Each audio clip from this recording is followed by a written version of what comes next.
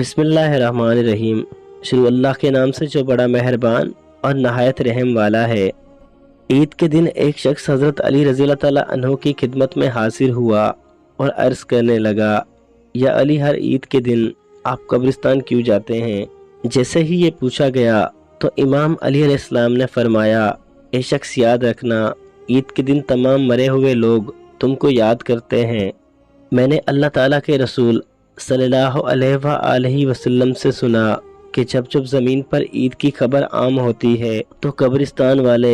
اپنے زندہ لوگوں کو یاد کر کر کہتے ہیں، ہم نے اپنی زندگی میں ہر عید کو اپنے عزیز و اقارب کے لیے کیا کچھ نہیں کیا، اور آج ہمارے مرنے کے بعد ہمارے عزیز و اقارب ہمیں یاد تک نہیں کرتے، ایک چھوٹی سی نیکی کر کے ہمارے لیے ہدیہ تک نہیں کرتے۔ اے شخص، آج اپنے آپ سے وعدہ کر لو کہ جب جب عید آئے تو اپنے مرحومین کی قبر پر ضرور جانا، اور قبر پر 1 مرتبہ سورہ فاتحہ اور 3 مرتبہ سورہ اخلاص پڑھ کر ان کی مغفرت کے لیے دعا کرنا۔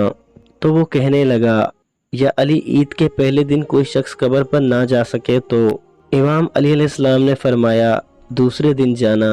اگر دوسرے دن بھی نہیں جا سکتے تو تیسرے دن لازمی جانا۔ تو وہ عرض کرنے لگا، یا علی، میرے والدین کی قبر بہت دور ہے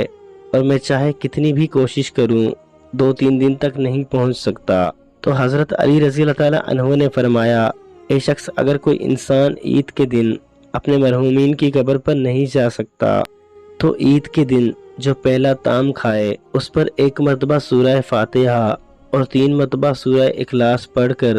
اپنے اپنے مرحومین کے لیے دعا کرے، کیونکہ عید کے دن جب تم اپنے مرحومین کے لیے دعا کرو گے تو وہ بھی تمہاری کامیابی، خوشحالی اور دعاؤں کی قبولیت کے لیے دعا کریں گے۔ ناظرین، قبرستان میں ہمارے پیارے ہمارے منتظر ہیں، ہماری نیکی، ہمارا صدقہ ان کے لیے آسانیاں پیدا کر سکتا ہے۔